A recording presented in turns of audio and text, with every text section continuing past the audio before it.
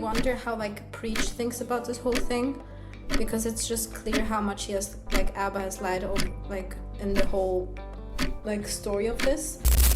Recently, I've been covering the ongoing situation surrounding ABBA from ABBA and Preach, and it has been pretty shocking and honestly quite damning. And what makes it worse is that it involves more than one woman. First, there's Libby Colleen, who is Filipino. Then there's Stephanie, a young woman based in Switzerland who is reportedly half Colombian and half Swiss. There's also another young lady by the name of Cara, who is believed to be somewhere in North Carolina. And then there's one more woman who works as an exotic dancer, but I'll circle back to that in a moment. For now, let's focus on Stephanie. The other day, ABBA posted a video called Since You Asked, where he went ahead and doxed Stephanie, which again raises its own serious questions about why he keeps doing that. But he also used the video to clear a few things up. In his own words, he explained that he met Stephanie, who lives in Switzerland, sometime in 2022 or 2023. They only met up once before cutting contact, and he didn't hear from her until many months later, when she informed him that she had been pregnant and had since had an abortion. So in that first part of his video, he actually corrected something I had gotten wrong in my earlier coverage. The pregnancy with Stephanie happened back in 2021, not in 2025 or 2026 as I had previously reported. That means the only women who got pregnant within a 6-month window are Libby and Cara from North Carolina. But here's the real problem. While ABBA was publicly going at Fresh and Fit and calling them out for their behavior with women, he was privately doing the exact same things he was criticizing them for. That doesn't cancel anything out, it actually makes it worse. So yes, he was out here getting women pregnant, and there's still more to get into. I find out that she's in a relationship. I told her, if we're gonna do anything, you gotta be single. Yeah, even though she was in this relationship, she was definitely being flirty. He basically says, look, he only met her a second time, it felt a little off, and that was the end of it. So across this entire Since You Asked video, ABBA only acknowledges meeting Stephanie twice total. But Stephanie tells a very different story. Booms from 2021, then we met 2022 and 2026. So you can see the flight logs, okay? ABBA completely left out the fact that Stephanie had met up with him just 2 months ago. Why he chose to omit that, nobody knows. But Stephanie came with receipts.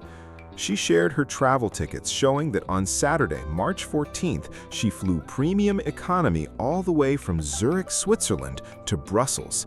And given that ABBA is essentially the only person she knows from Canada, it's not hard to connect the dots on who she was going to see. There are photos that appear to show her at his place reading a book, what looks like her at the gym on March 17th, and other shots of her out and about exercising during that same period. All of it points to her spending time with ABBA directly.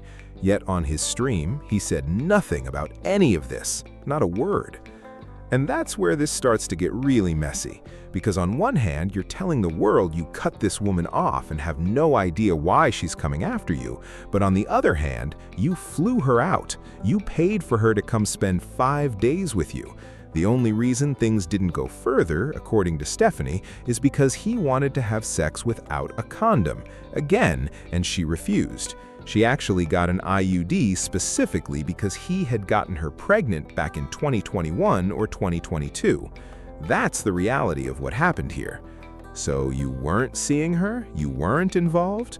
You paid for her flight, spent 5 days with her, and the only thing that stopped it from going all the way was a disagreement over protection.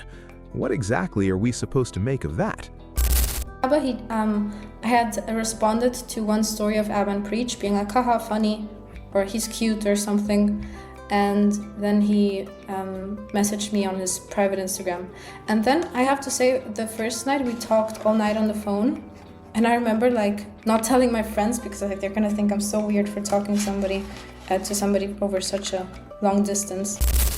Now, how they actually met is important, because this is a window into how the mainstream commentary machine operates. Stephanie had apparently been following Abba and Preach on Instagram, or their content got recommended to her at some point. And here's where things get interesting. To see someone's Instagram story, you typically have to follow them, which means she was already a fan of the channel before any of this started. Just to give some context for those who follow me in the black sector of YouTube, I've always operated in the underground side of things.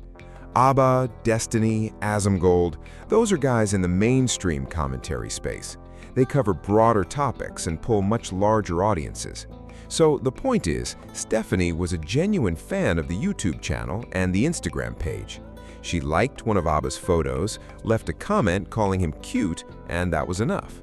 He then logged into a separate Instagram account, slid into her messages, got her number, and started talking to her. At some point, she genuinely believed they were building something real, a serious friendship, possibly more than that. They eventually stopped talking, then reconnected earlier this year. During all of this, she had no idea whether he was still involved with Libby. He was describing his situation as complicated and on and off. And at the same time, there was reportedly a woman from London in the picture, and a woman from North Carolina around the same period. So at minimum, Abba was juggling 2 to 3 women simultaneously that we know of. And Stephanie said flat out that if she had known any of that, she never would have flown from Switzerland to Montreal. Not a chance. So what we're seeing is Abba using the Abba and Preach Instagram platform to make contact with women, or in some cases to target them. Now, a lot of creators do this kind of thing, and it's not necessarily a problem on its own, until it becomes one, and clearly it has. Now I want to bring Preach into this because there's another stream he put out called Let's Talk About It, Uncle Preach Part 2. I already covered what would be considered Part 1, and in this stream, I have to be honest, I like Preach, but he is not being straight here. Preach is trying to get everyone to believe that he and Abba are not actually friends. Got married, would you go to his wedding even though you say you guys aren't friends? Only if he invites me. If he doesn't invite me, I'm not asking. I'm not asking to go to anybody's wedding. And yet Abba wants Preach at his wedding, and from what we know, Preach would show up. So what exactly is the problem with what he's saying? Well, for starters, they literally have a video together titled, "Our Friendship is on Shaky Ground Right Now." That exists. That's out there. So when Preach turns around and tells his audience that he and Abba aren't friends, the motivation behind that becomes pretty clear. If Preach can successfully convince people he's not close with Abba, then he can also convincingly say he had no idea what Abba was doing and had absolutely no knowledge of any of it. And if that's the case, you can't hold him accountable for any of it either. It's a strategic move, because when Preach was going after Fresh and Fit, the audience could hold those guys accountable precisely because of their association and their content.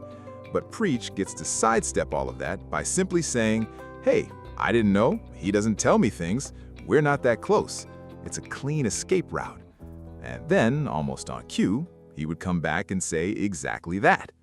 I have his baby and everything and stuff, something that he hasn't even told me. So if he hasn't told me that, I'm not his friend. So I don't have the relationship you think we do have. Yeah, because he's hard-headed. And we don't really kick it like that. We're not buddy-buddy. But then again, their friendship is on shaky ground. So somebody is lying. Actually, they're both lying, and Preach is definitely lying. The reasons are understandable, the logic behind it makes sense, but the execution is poor. Especially when you consider that both of these guys have built their entire brand on calling other people out for doing the exact same things they're doing right now. We went to DC, Pittsburgh, and Detroit. That's the only place that we went to. And right now the thing that happened, like I learned that Abba doesn't want to go outside. He doesn't want to do a tour. So I don't know. It's just stupid to go like, hey, meet Preach from Abba and Preach, and just go there just alone, because the defeats the purpose.